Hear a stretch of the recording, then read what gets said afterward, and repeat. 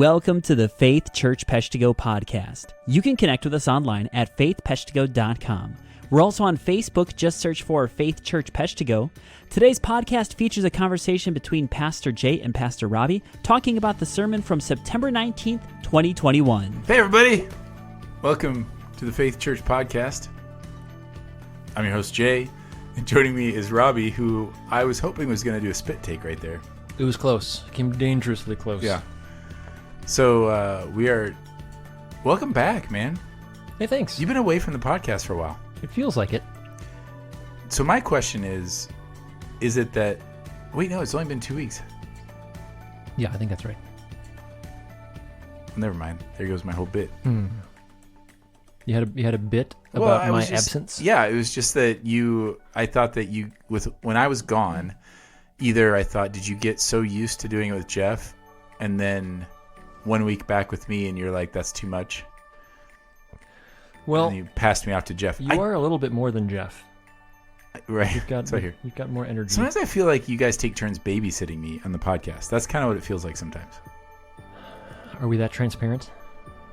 Yeah, I mean, it's pretty obvious. It's pretty obvious when I say, who's going to do the podcast with me this week? And you look at Jeff and you say, I did it last time. You're up. In the same voice that my wife says, I put them to bed last night. It's the same voice. Is it? I did it last time. Okay. And then, but I'm delightfully oblivious to it. I'm like, all right, let's go. That's good. You're in no way impeded. No. We just need to recharge our introvert energy. Right. So let's recharge it, man. You recharge not your introvert energy, but your My energy. melancholia. Melancholia. Is that okay? Mm-hmm. So not melancholical. So I gotta ask you though, when you did an intro this week when you're talking about joy, yeah, and you said that you didn't want to be typecast because you feel like you always preach about being sad. Is that a thing?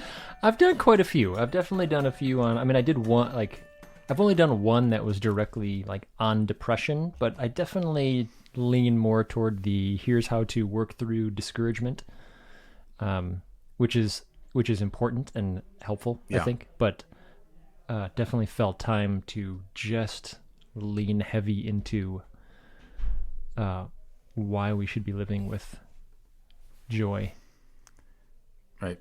So by the way, if you hear noise in the background, it is because we were recording this while Awana and Wednesday night activities are going on. That's right. It's a madhouse on the other side of this door. So normally we kind of lock down the office and put up signs that say recording podcast. We like to pretend like we're professional. Right. We like to make it, but tonight I was just like, whatever, we just need to roll with it. And so if you hear screaming in the background, that's what's going on. Yep. Also, your flailing arms keeps bumping the microphone, which... So if you gave me headphones that worked, Robbie, then I would know that. That's a I just almost want to put that fair out there. critique. I just want to put that out there. I'm functioning with one ear right now, and I can't tell when I'm doing something obnoxious. Anyway, your melancholy. So yeah, so that typecast. So here's the thing that I was thinking about when you said that.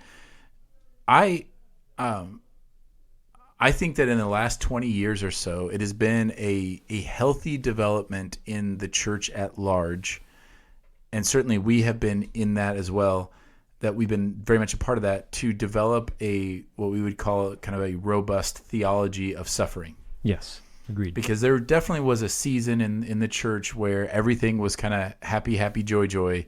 And it was just like, if you have enough faith, then you are happy all the time, which kind of led to people feeling like they had to keep up kind of some appearances. And then not only that, but then when hard things hit, a lot of people struggle with, what did I do wrong? Like, did I disobey God? Did I hear from him incorrectly? Like, why are these hard things happening? And so a healthy correction in the church at large has been to say, you know what? Scripture is very clear that if you follow Jesus, there will be suffering. Yeah. And that God does some of his greatest work in suffering. And so we want people to understand that if you're going to follow Jesus, that's going to happen. And Peter, saying, do not be surprised the fiery trials when they come upon you as though something strange were happening to you. We are told to count it all joy when we meet various trials of different kinds. we are prepared constantly for suffering. And so I think it's a good and healthy correction in the church to address that. But then what has happened, I think there's, as often happens when you kind of, it's like if you're steering a ship, Robbie. If you are going across and you kind of pick a point, you realize you're kind of drifting off course, and then you correct. Well, sometimes you overcorrect or you start drifting. Right. Like you have to constantly be watching that. And I think that that's happened a little bit. There's a little bit of overcorrection and in some circles. And I think for me, it's like we forget, but we're supposed to be joyful still. Like joyful doesn't mean fake. Actually, to be obedient to God would be joyful in it. So have you experienced a similar thing, or what would you? Yeah, I mean, really, that was the conviction that I was wrestling with in wanting to step back from not wanting to overcorrect, not wanting to say, well, if the problem was we made it seem like you have to be happy all the time, and that's not healthy or biblical, then the solution is not to overcorrect to the opposite extreme and say, therefore, we must wallow in misery and always feel bad about our sin and whatnot. Like, we need to address our sin. We need to be honest about that. We need to be honest about our doubt. We need to be honest about discouragement and depression in the church. That was something that was not talked about for a really long time. And that led to a certain type of unhealth. But then to dwell on that at the exclusion of biblically commanded joy is also not healthy. So, if the command is weep with those who weep and rejoice with those who rejoice, hopefully that means we are both weeping and rejoicing, and that there's a time for that. The story that I shared about my friend in India, while he is running into the jungle with his family while his house is being burnt to the ground in an attempt to murder him, my guess is he's not smiling then. That in that moment, that there is that in the moment of suffering, he doesn't have a plastic smile plastered to his face and sheer delight. The difference is, after the fact, when he looks back at that, what he dwells on is, look at how my Jesus provided for me and my family in this moment.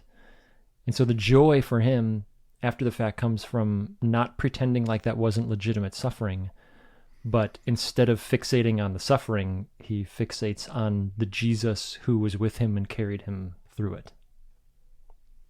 Yeah, that's good.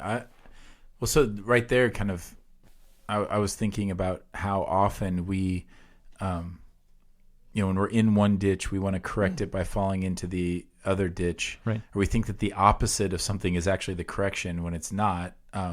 So, for example, the correction to inauthentic joy is not melancholy, right? It's authentic joy, correct? Like if you want to correct fake joy, it should be real joy. But you're right. Like it is good that we address these other issues and the dark night of the soul and the struggles and that, but we have to remember that the joy is supposed to be our norm. Like that should be how we function. It reminds me a little bit, though, that correction reminds me of how for a long time in the church, a lot of people's experience in the church is that you couldn't be honest about sin in your life. You couldn't be honest about any kind of battle. Like, you were supposed to act as though you've already conquered all these things. You couldn't acknowledge weakness. And there was an overcorrection in the church for that, to where it became almost like our sin, we were wearing our sin as a badge of honor. And it reminds me a little bit of Paul's letter to the church in Corinth. Like you're condoning these things, you're like celebrating these things that even the world looks at as horrible. And so that's another example of where an overcorrection, of where we get into a culture where we try to outdo one another with worse things, so that we can show how authentic we are. Right. But it's better than authentic sin is authentic holiness. Like it's even better. Amen. Like some victory, and so hopefully our testimonies are always, because we are still on this side of eternity, we will always be battling sin. So we will always have testimony of how we are fighting against our flesh and areas where we have fallen, areas where we are weak. And then we should also have stories of victory and stories of where we've been sanctified and where God is giving us victory in certain areas. And that should be a joyful thing. So it just popped in my head as just another way that we sometimes we forget that the answer to our falling into a ditch is not the other ditch. It is Jesus. Yeah. Yes. So with that, you mentioned, you kind of touched on this in the sermon, but so going back to you saying how you see yourself as a relatively melancholy person, which I think it's just the artist in you. I don't typically see you as melancholy. I just see you as quiet. Are those different? It's because you don't see what's simmering below. I don't see it. Sometimes I can see it in your eyes. Like right. When I ask, who's doing the podcast with me? Then I see, oh. And before I answer, you go, oh, not you. I'll ask Jeff. Yeah, I'll ask Jeff. So for people who struggle with that, or they would say, my default personality is not what people would consider joyful. Does that mean they're not actually joyful? Like, what do we mean when we say joyful? Like, how would you differentiate being joyful, like biblically joyful, and what the world would see as joyful, what we would define normally as joyful? That is a good question, because it's going to flesh out differently for different personality types. Right. So your joy is going to look very different from my joy. The extrovert joy versus introvert joy, or culturally joy, is going to look different. Mm-hmm. Joy in Russian culture is going to look very different than joy in Brazilian culture, just because there's the cultural norms are so different that it's going to either put fences around what that's going to look like, or there's going to be you're going to let the leash off. So like in Brazil, they are a delightful culture, right? It's big emotions. It's a very extroverted culture. When I was in Russia, I'm looking around at everybody and I think, hey, I kind of look a little Russian, right? Like I've got similar features. And so when I had asked them at one point, hey, could I pass as a Russian? Like if you just saw me walking down the street, would you think that I was Russian? And everybody at the table burst out into laughter, like I had said something really clever and hilarious. And you had. And evidently I had, yes. And they're like, "Oh no, nobody is thinking that you are Russian." I was like, "Why?" And they said, "Because you smile." And I said, "What do you mean? Like we don't do that here. Like it's not really something that." And I thought that's a weird statement, because I mean they're smiling as they're laughing at my accidental joke, so it's not like there's no happiness. Just culturally, me walking down the street like an American, like I stand out as a sore thumb in that culture. So it's going to look different. It's not like you just say these are the habits of a joyful person. Other than, I would say, an internal trajectory toward delighting in Christ and all that he is and all that he's doing. That what made my Indian friends so unique, and the people that come to my mind when I think this is a joyful person, it's a wide range of personality types, but what is common throughout is a steadfast faith in God that allows them to look at nearly every circumstance and see what God is doing in that, and so they're able to find something positive and beautiful in every circumstance. And so there's a contentment. There is a I'm reluctant to use the term optimism, because I think that can be such a trite word, but the difference between, I think hopeful is a much better word. Yes, there is a hope in every circumstance. I think what you're touching on there is kind of what I was getting at. I think I could have asked it better with synonyms, that that the world might use for joy, but that are actually what we would use as biblical synonyms. And obviously, one of the synonyms that the world uses for joy is happiness, or equating it with some kind of physical response, like someone who laughs all the time, or somebody that's, I think a lot of times if people just say if you go on the street and you say, hey, who do you know that someone is joyful? Who do you know that's joyful? They'd probably point to someone who's laughing a lot, smiling all the time, coming up, putting their arm around you, whatever. Those don't mean you're not joyful, but those are I would say are more worldly synonyms for that. Whereas I think biblically, I think hopeful is one. I like you said content.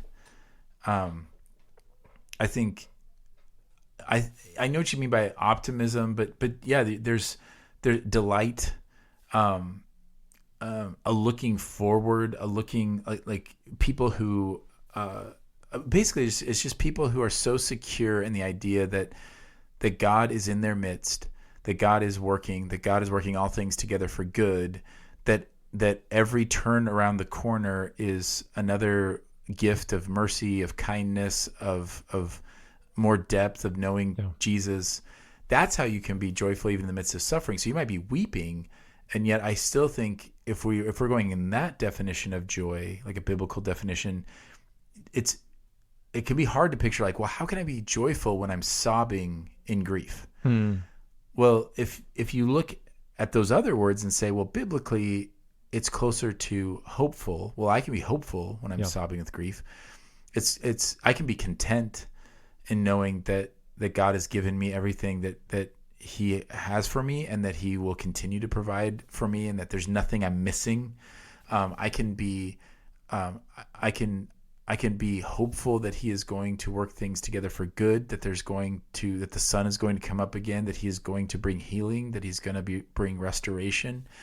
All these different things that I think are more, because I'm just trying to get a handle on it and try to help people kind of put some tangible, because if we just say like rejoice and that we should be joyful, I think we need to figure out, okay, well, what do we mean by that? What does it look like? Yeah.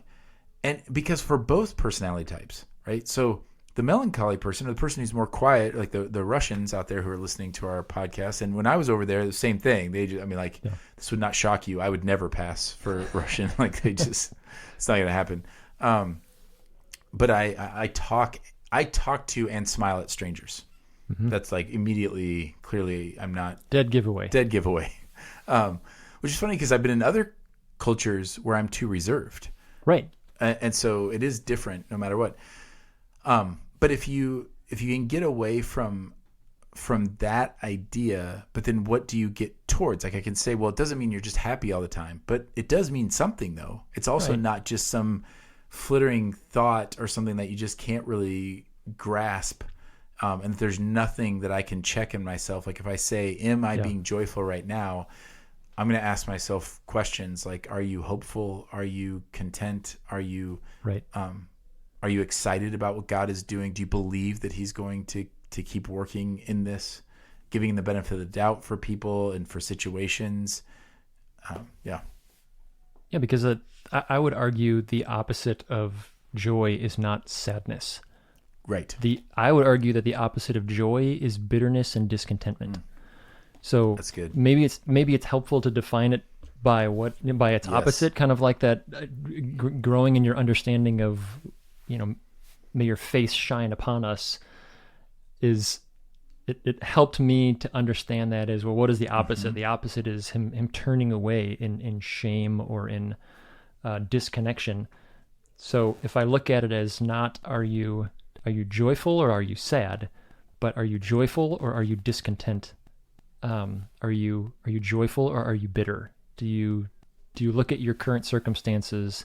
Because happiness, I would say, is an emotion you feel based on circumstances. Joy is not an emotion you feel based on circumstances. It's a posture of your heart. And so there is my posture toward my circumstances, toward toward my heart, toward God, toward the people around me, toward my circumstances? Is the posture of my heart one of hopeful joy or one of bitterness and discontentment? So that, and I can have joy even with a very subdued personality. Right. I maybe not stoic, right? Because stoic, you're starting to move into apathy and Right. like. But yeah, I you don't think can you'd be stoic. you can be reserved Right. and joyful, Right. and you can be boisterously joyful. But so to my more reserved brethren and sistren out there, that we're not saying we all need to become extroverts or we all need to become boisterous or gregarious. Like it's simply when you consider God, the people around you, yourself, and your circumstances, is the posture of your heart one of hopeful joy or one of discontentment and bitterness? I think that's really helpful to define it by what it's not, because that is a question that I can ask myself. Like if I meet a circumstance, I can say, okay, what I want to fight against is I want to fight against bitterness taking root in my heart. I want to fight against discontent. I want to fight against, I want to be hopeful for that particular person, that particular situation.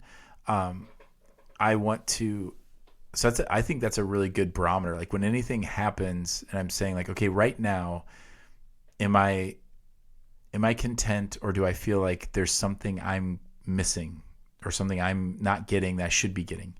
Am I bitter? Like, if I have a issue with somebody and I hear about them or hear something good happen to them or something that I feel like I would like to have or experience, and like, is that producing bitterness in me? If there's a change at work, am I being pulled away by a lack of hope? And I think like, well, this is going to be terrible. And that makes me bitter, and it makes me, cold. Cause you said like, you don't have to be gregarious, but I would say that, another marker of someone who exhibits a lot of joy is warmth.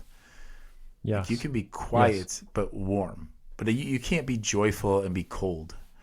You can't be joyful and be unfeeling, and stoic. What you're talking about, like reserved and quiet, those are adjectives to describe how this thing is displayed. They don't define that thing. Right. And you can't, there are some things you can't be if you're going to be joyful. So you can't be bitter. You can't be cold. You can't be unfeeling. You can't, those are the opposite. Yeah. You can't be joyfully divisive. No, you can't be joyfully. Well, yeah, but it wouldn't be joy. It would not be biblical joy. You'd be like. That's true. You can rejoice in wrongdoing. You can delight in wrongdoing. That's right. True. That is a good point. So yeah, you're right. Like so we are talking. We should qualify. We're talking about Christ honoring joy here, like Christ-like joy. You can't do that and like hope for failure for for people, or those would all be things that would be contrary to Christ-like joy. I think that's an important distinction. It is the Christ-like part. Yes. It usually is. Finding delight in the suffering of others or the failure of others or the defeat of others. That is not Christ-like joy. Yeah, I was gonna give an example, but I felt like maybe that would not be. That's probably for the best. Probably I could have given good filter. A silly Look sports at you example. filtering. Because what I was gonna say was, I'm just kidding. See what I did there? I do. That would have been great. So yeah, you're opening your Bible, which makes me think you have something. I don't want to go on to another question if you had something that you were thinking about. No, I was just making sure that I was remembering Galatians 5 correctly. Well, that would be good. Yes. It's not one you want to... As a general rule, I prefer not to misquote when I can. Yeah. But just talking about like what are the characteristics that surround that? I mean, the fruit of the Spirit: love, joy, peace, patience, kindness, goodness, faithfulness, gentleness, and self-control. And then the opposite of those things, the works of the flesh, are things like idolatry, enmity, strife, jealousy, anger, rivalries, divisions, dissensions, envy. Like it helps me put it in the context of like, well, what are Joy's buddies? What are the siblings of joy? And it's kindness, it is patience, it is gentleness, it is love, it is peace. Like that helps me kind of round it out and say, if I can be happy and be delighting, I can be happy about division and strife, and I can be happy that person failed because I was jealous of them, but that's not joy, because joy is joy when it's surrounded by the other fruit of the Spirit, which are love and gentleness and kindness and these other things. Like, so it might help define it by putting it in its context, and what would supernaturally follow along with it. Yeah, and you think about rejoicing. So we're called to rejoice in the Lord always, and we're called. I will say it again. I'll say it again. Rejoice. But also, like, we are to rejoice with others, and to mourn with them. And I've mentioned before, and I'm sure you've brought this up. A lot of people have brought this up, that I think as Christians we tend to be better. Not awesome all the time, but we tend to be better at mourning with people than we are at rejoicing with people. I think we tend to be, we see something happen, that someone loses somebody or something tragic happens. By and large, now we've certainly had some issues of that of late, of not nailing that, but I think overall, especially in our groups of friends, our family, we do that pretty well. I think rejoicing with one another is more challenging, and that in and of itself reveals a lack of joy. Right. Because if I'm overflowing with joy, then it's easy to rejoice with others. But if I've given over to bitterness, like if I always feel like I'm not getting what I deserve, or that I'm not, that I'm being overlooked, or I'm somehow being cheated out of something, or people aren't treating me the way that I deserve to be treated, or anything like that, that's bitterness starts to take root. And then it's very difficult to rejoice with other people. I mean, if you feel like you are treated poorly at work and you don't get what you deserve, how in the world would you rejoice with someone else that gets a promotion? Right. You're not going to. No. And I think that's a really critical thing. Like, what happens, you can tell, that's another litmus test of how joyful are you. Because the opposite is when I feel like I'm just receiving blessing after blessing from God, that he is, whether things are going really well or not, but I just feel God's presence with me, and I feel like he sees me and he knows me and he's working in me, and he loves me. And I see him as a good father who has just given countless mercies and kindnesses to me.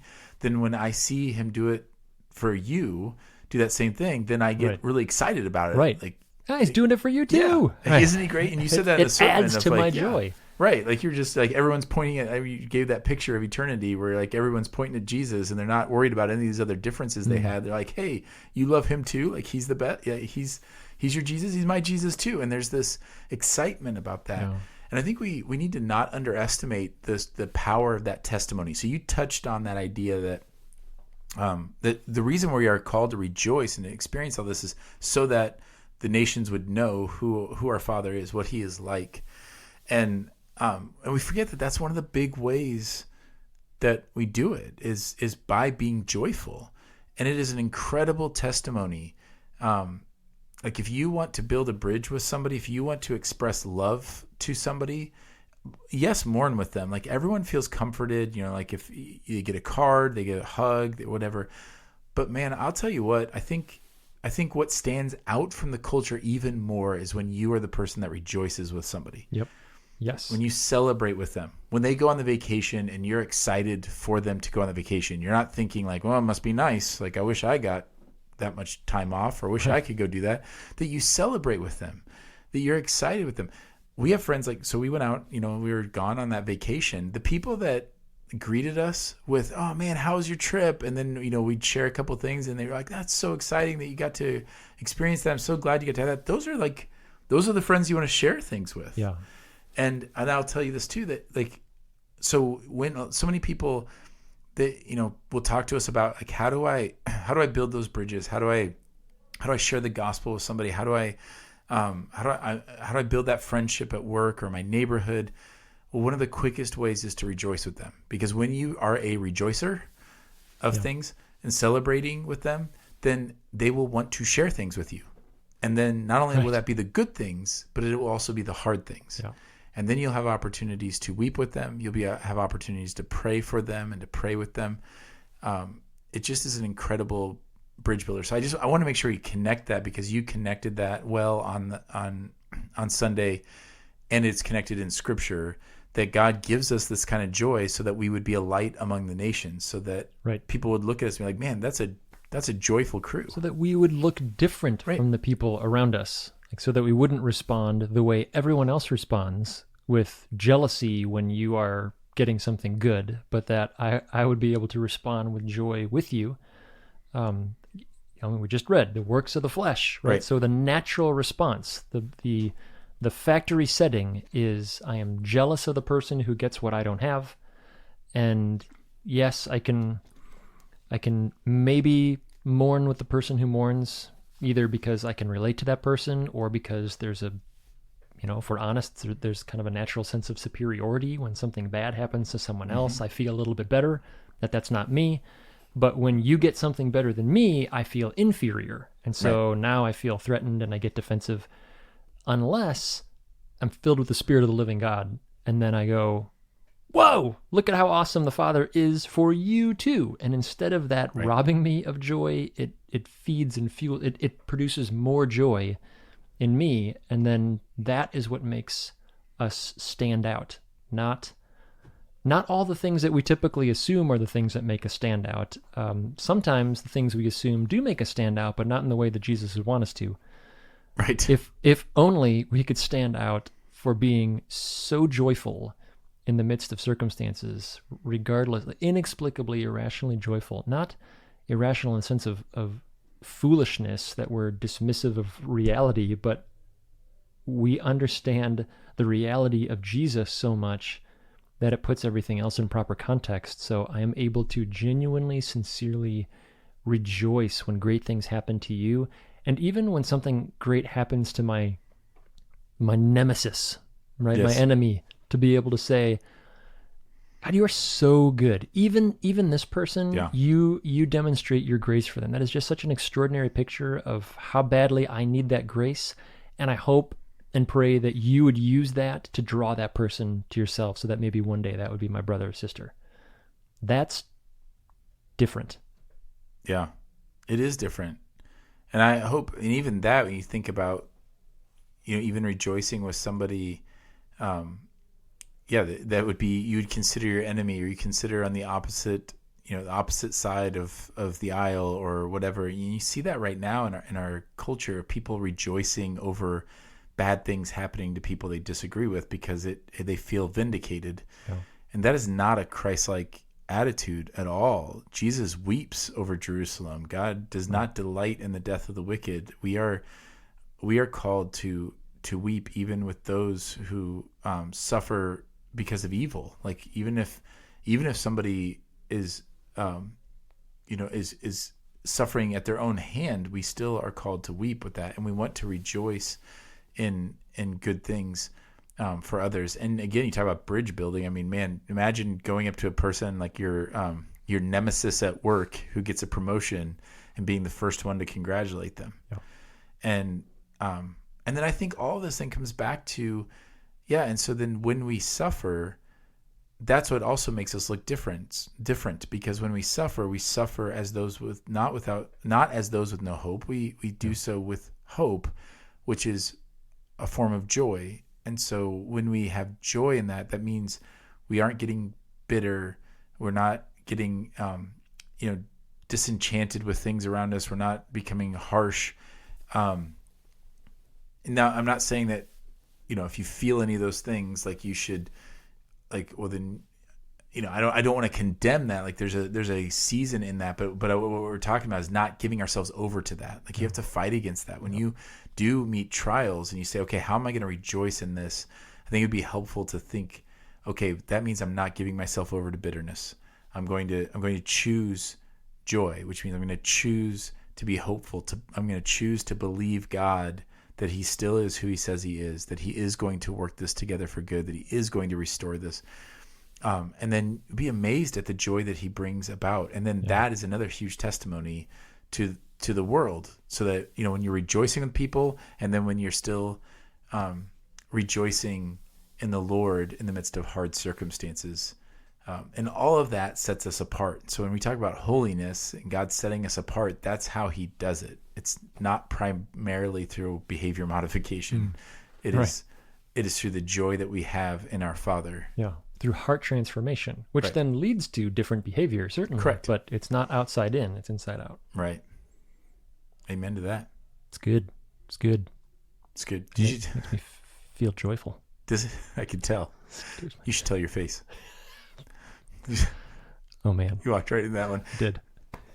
Oh, hey, by the way, this is like this whole thing. You told me that I'm supposed to be more joyful, or that I should be smiling more. Not that I should be more joyful, but I should smile more. And then you noticed that you don't smile as much. I feel like I made it worse for myself. Yeah. When I called you out on that, now, for whatever reason, I have stopped smiling when I go up there. So now I there were multiple times on Sunday where I was like, oh, I'm not smiling. I should smile. I know. But they should not mistake that for a lack of joy. So, correct. Smiling.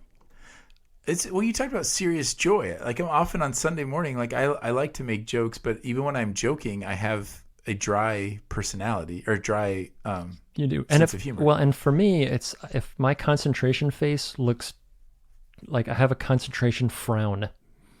So if I'm thinking really hard about something, I look somewhere between heartbroken and enraged, depending on how hard I'm concentrating. Oh, wow. On it. So enraged.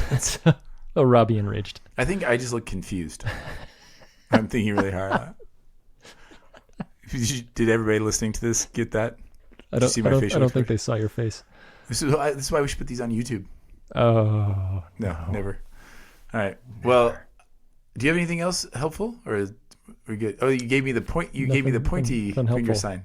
Remember we talked about this. I'm supposed to narrate all of your. Now it's your cues. turn to close the podcast, Jay. All right. Well, allow me. Thanks for joining us, everybody. We're glad that you're listening to this. And if you listen to these last couple of minutes, I apologize. But hopefully it's been helpful as you pursue joy and fight for joy and choose joy. And because we have so much to be joyful about, our Father who loves us, who sent his Son to live the life we couldn't live and die the death that we deserve so that we could be with him for all eternity. It's a pretty incredible thing. And so we should be marked by our joy. So I pray that for you this week. And until next week, grace and peace.